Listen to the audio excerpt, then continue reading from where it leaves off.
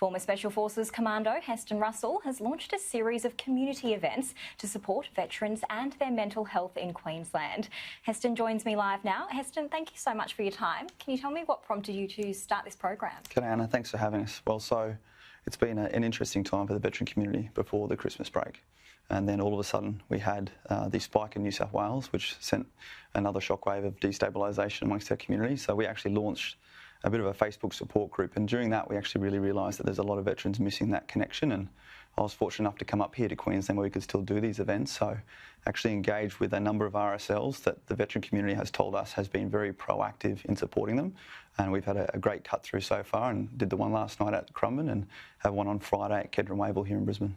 Can you tell me about the response last night from the people who attended the scope and what they had to say about it afterwards, how it helped these veterans? Yeah, absolutely. We had quite a mixed bag last night, from families of recently joined veterans through to young veterans and a couple of Vietnam veterans, and it was great to just be able to get people together and connect, and we had some very vulnerable conversations about mental health and the current situation. It was really great to hear their feedback on where everyone's at.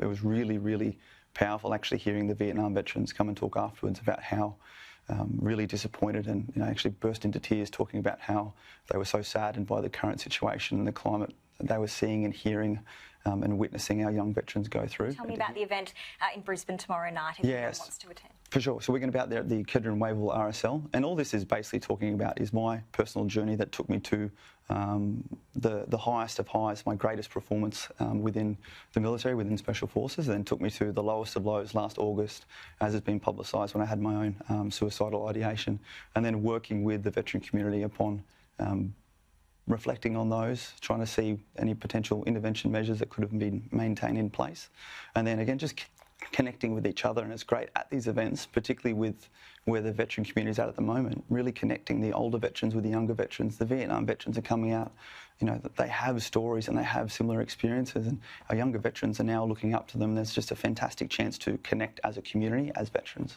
Fantastic. And finally, you do also have your a charity initiative, Voice of a Veteran, so people can head to that if they need some extra support too. Yeah, voiceofaveteran.org. Please go on there, and particularly for veterans who might not get to these events, we've actually put a survey in there where we want to hear from those veterans if they have any inputs to us. So voiceofaveteran.org, and they can click on the link.